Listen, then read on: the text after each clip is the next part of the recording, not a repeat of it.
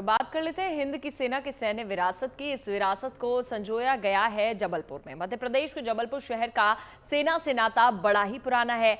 Ordnance factory है और यहाँ पर सेना के लिए हथियार बनते हैं। तो सेना की ताकत और हिम्मत का इतिहास बयां करने वाला एक संग्रहालय भी है, जिसे हाल ही में आम जनता के लिए खोला गया है। ये म्यूजियम जबलपुर के सीता पहाड़ी पर स्थित है, जहां पर ऐसे ऐसे हथियार हैं जिनके बारे में जब आप जानेंगे हैरान रह जाएंगे।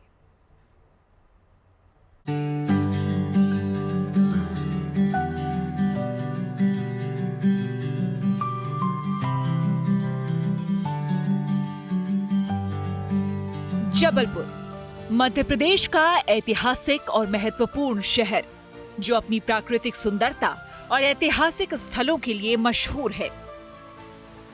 मदन महल किला, भेड़ा घाट की संगमरमर की चट्टानें और धुआंधार जलप्रपात देखने बड़ी संख्या में हर साल सैलानी यहां पहुंचते हैं।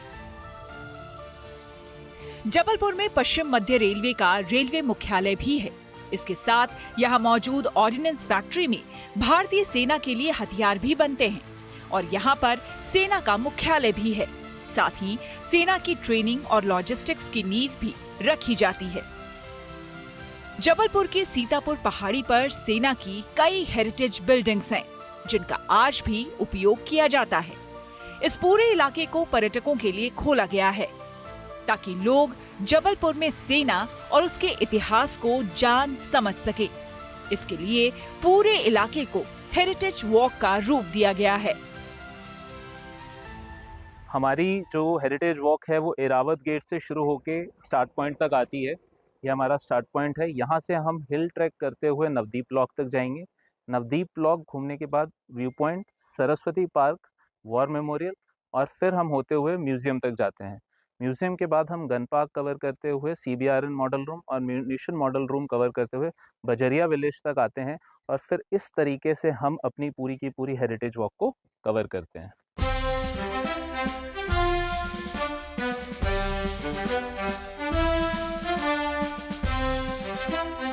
इस हेरिटेज वॉक की शुरुआत जंगल के बीच से होती है, ताकि लोगों को इस इलाके की प्राकृतिक सुंदरता का एहसास हो सके। थोड़ी दूर चलने के बाद नवदीप ब्लॉक का सुंदर सा व्यू मिलता है, जहां से पूरा जबलपुर शहर दिखता है। दूसरी तरफ नवदीप बिल्डिंग है, जो 1908 में निर्मित हुई थी, जिसे पहला इंस्टीट्यूट बिल्डिंग कहा जाता है। लेकिन अब इसे नवदीप बिल्डिंग कहा जाता है और इसका इस्तेमाल सेना के ऑफिस के तौर पर किया जाता है। थोड़ा और आगे बढ़ते हैं तो आता है कांगला टोंगबी वॉर मेमोरियल। यह वॉर मेमोरियल 221 AOD, जो कांगला टोंगबी नामक स्थान जो इम्फाल से लगभग 80 किलोमीटर आगे है, वहाँ के बहादुर सिपाही जवान चेसियोस उनके बहादुरी को दर्शाता है। यह वॉर मेमोरियल 1946 में डायरेक्टर ऑर्डिनेंस सर्विसेज ने और इंडियन आर्मी ऑर्डिनेंस कोर और रॉयल आर्मी ऑर्डिनेंस कोर ने कांगला टोंगबी में स्थापित किया था। इनिशियली यह वॉर मेमोरियल एक नागा स्टोन पे बनाया गया था और उसके बाद 1982 में इसे एक बिफिटिंग स्ट्रेचर देने के लिए इसे military college of materials management में स्थापित किया।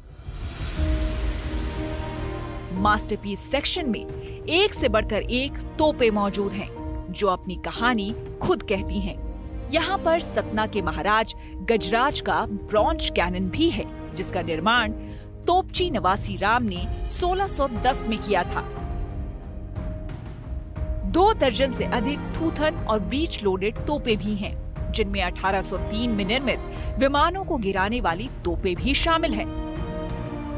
गैटलिंग गन भी है, जो 1862 में अमेरिका में बनी थी, जिसे अमेरिकी सिविल वॉर में इस्तेमाल किया गया था। ये अभी भी चालू हालत में है और प्रति मिनट 800 राउंड तक फायर कर सकती है। इसके साथ क्रांतिकारी मैक्सिम मशीन गन भी है, जो 1884 में बनी थी। ये गन पहला पूर्ण स्वचालित हथियार था।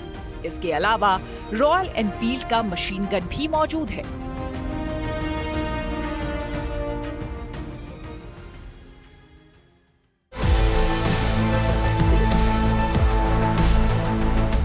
क्लोज क्वार्टर सेक्शन में दुनिया भर से लाए गए पिस्टल, राइफल और कार्बाइन्स मौजूद है। इसके साथ तलवार भी यहाँ की शान बढ़ाती हैं। यहाँ पर पहले और दूसरे विश्व युद्ध में इस्तेमाल हुई राइफलें भी हैं। यहाँ एक से बढ़कर एक ऐतिहासिक पिस्टल भी अपनी कहानी बताने के लिए मौजूद है। 180 ग्राम की पिस्टल भी है, तो दुनिया की पुरानी से पुरानी पिस्टल भी मौजूद है। तलवारों का अनोखा संग्रह भी आपको अपनी ओर आकर्षित करेगा। इसके बाद आता है राइफल सेक्शन। यहाँ पर अमेरिकन, जर्मन, ब्रिटिश, जापानीज और ऑस्ट्रियन राइफलें और मशीन गन रखी गई हैं। यही नहीं, यहाँ 1411 ईस्वी में बनी राइफल भी मौजूद है, जिसको चलाने के लिए दूसरे आदमी के कंधे का सहारा लेना पड़ता था। हम सब ने एक मशहूर कहावत सुनी होगी कि किसी और के कंधे से गोली चलाना। ये 1411वीं ईस्वी का एक मस्केट है और ये कहावत नहीं, ये एक्चुअल में सच्चाई है। पिछले ज़मानों में फायरर एक स्पेशलिस्ट आदमी होता था जो किसी के कंधे से गोली चलाता था। यहाँ पर एक टच पैड होता था जहाँ पर आग के द्वारा गन पाउडर को जलाकर मजल से डाले हुए स्टोन फ्लिंट को आगे की तरफ भेजा जाता था गैसेस के प्रभाव के कारण। इसके बाद में जैसे जैसे वेपन टेक्नोलॉजी में आधुनिकता आई, उस प्रकार फ्लिंट लॉक मस्केट 1690 ईस्वी में इजाद की गई और उसके बाद में परकशन लॉक मस्केट का इजाद किया गया, जिसके अंदर एक हैमर होता था और हैमर को पीछे करने के बाद में ट्रिगर प्रेस करने पर हैमर आगे चोट मारता था और गन पाउडर बर्न होने पर मस्केट के मजल से बुलेट बाहर की ओर जाती। कहते हैं इन्हीं राइफलों को आधार बनाकर मशीन गन का भी आविष्कार हुआ। यहाँ पर ब्राउनिंग का बनाया मशीन गन भी है, जिसका मॉडिफाइड रूप आज भी यूएस आर्मी के पास मौजूद है और इसका आज भी इस्तेमाल किया जाता है। मशहूर वैज्ञानिक ब्राउनिंग द्वारा डिजाइन किया हुआ गन मशीन ब्राउनिंग NSP है, जो कि USA मैन्युफैक्चर है। ये इतना प्रभावशाली था कि इसके अलग अलग वर्जन आज भी US द्वारा मैन्युफैक्चर किया जाता है, डिजाइन किया जाता है और प्रयोग में लाया जाता है। यहाँ दुश्मनों से बरामद डिस्क्रिट वेपन भी है, जो दिखने में तो छड़ी या छाता जैसे दिखते हैं, लेकिन ये राइफल का काम करते हैं। आतंकियों से बरामद केमिकल हथियार भी यहाँ रखा गया है। इस म्यूजियम में एक कोलंबियन प्रिंटिंग प्रेस भी है, जिसे 1844 में बनाया गया था और आज भी वैसे ही काम करता है। यह printing press Clymer and Dixon company के द्वारा निर्मित की गई थी और 1978 तक इस प्रिंटिंग प्रेस को एक्टिव सर्विस में COD कानपुर में यूज किया गया है। ये संग्रहालय सिर्फ पुराने हथियारों तक सीमित नहीं है, बल्कि ये हमारे देश की आन, बान और शान की पहचान भी है। इसी इलाके के विजयंत ब्लॉक में 1971 में आत्मसमर्पण किए पाकिस्तानी अफसरों को रखा गया था। 1971 की जंग के बाद में जब ईस्ट पाकिस्तान ने सरेंडर कर दिया था, तो general AK Niazi, rear admiral Mohammad Sharif, air commander Inamul Khan और उनके 5 जनरल ऑफिसर्स को जबलपुर में NCMM में नंबर 100 POW कैंप में रखा गया था। प्रेजेंट दौर पे इस बिल्डिंग का नाम विजेंता ब्लॉक है और ये स्टाफ ऑफिसर्स के अकोमोडेशन के रूप में यूज किए जाते हैं। यहाँ पर नेताजी सुभाष चंद्र बोस से जुड़ी यादें भी सहेजी गई हैं। नेताजी सुभाष चंद्र बोस द्वारा गठित इंडियन नेशनल आर्मी के बेस ऑर्डिनेंस डिपो का एम्बलम, यह एम्बलम पे कोई भी ब्रिटिश इन्फ्लुएंस नहीं था और ये कम्प्लीटली इंडियनाइज्ड एम्बलम था। इसके ऊपर सबसे ऊपर मयूर जो हमारे नेशनल बर्ड हैं and along with Ashoka leaves, जिसमें कमल जो हमारा नेशनल फ्लावर है truncated in the elephant Trunks जो ऑर्डिनेंस को डिपिक्ट करता है। इसमें जो मैप है उसके चारों ओर इंग्लिश और उर्दू में आज़ाद हिंद फौज लिखा हुआ है और मैप है यूनिफाइड इंडिया का। भारतीय सेना ने इस अद्भुत हेरिटेज वॉक की शुरुआत कुछ वक्त पहले ही की है। ये न केवल भारतीय सेना का इतिहास और ताकत बयां करता है, बल्कि आज की युवा पीढ़ी में देशभक्ति का जज्बा भी जगाता है और सेना में शामिल होने की प्रेरणा भी देता है। ये हेरिटेज वॉक हमारे military college of material management Jabalpur में शुरू की गई है, जो कि हमारे 250 साल के आर्मी ऑर्डिनेंस कोर की रिच हिस्ट्री और लेगेसी को दर्शाता है। साथ ही हमारे 100 साल कॉलेज के पूरे होने के उपलक्ष्य में ये पिछले कुछ समय से ये हेरिटेज वॉक को शुरू किया गया है। इस हेरिटेज वॉक के द्वारा हम अपने यूथ, स्कूल चिल्ड्रन और उनको ये बताना चाहते हैं, उनको ये मौका देना चाहते हैं कि वो हमारे इस कॉलेज में आएँ और अपनी रिच इंडियन आर्मी की हिस्ट्री को देखें। कहने का मतलब ये कि ये जगह सिर्फ ऐतिहासिक ही नहीं बल्कि कहानियों, रहस्यों और शक्ति को समेटे एक ऐसा स्थान है जो भारतीय सेना के पराक्रम, शौर्य का गवाह है। Dheeraj Shah, Jabalpur, good news today. और अब बात करें मोक्षधाम बद्रीनाथ की, तो यहाँ की रौनक फिर से लौट आई है। एक बार फिर से श्रद्धालुओं की चहलकदमी दिखने लगी है। पितृपक्ष के शुरू होते ही मौसम ने भी राहत दे दी है।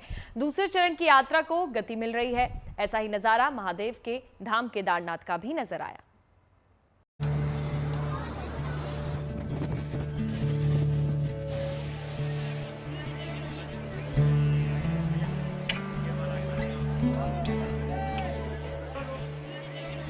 बाबा बद्री विशाल के दर्शन के लिए एक बार फिर तीर्थ यात्रियों का जन सैलाब उमड़ रहा है। एक बार फिर बद्रीनाथ धाम में श्रद्धालुओं की लंबी कतारें दिख रही हैं। बीते 2 महीनों से मौसम की बेरुखी के चलते यात्रा लगभग ठप पड़ी थी, लेकिन अब पितृपक्ष के शुरू होते ही मौसम ने भी राहत दी है और तीर्थ यात्रियों की आस्था फिर से पूरे जोश में है। पितृपक्ष के दौरान बद्रीनाथ धाम का विशेष महत्व होता है। मान्यता है कि यहाँ पिंडदान और तर्पण करने से पितरों को मोक्ष की प्राप्ति होती है। यही कारण है कि अब हर दिन श्रद्धालुओं की संख्या यहाँ बढ़ रही है। भगवान बद्री विशाल की जय। आप सभी भारत के सनातनी सोनम बंगले जय बद्री विशाल। अब हमारी भगवान बद्री विशाल की जो यात्रा है सुचारू रूप से प्रारंभ हो चुकी है। हमारी सड़कें अब सुचारू रूप से चालू हैं। आप किसी भी समय भगवान बद्री विशाल के दर्शन के लिए आ सकते हैं।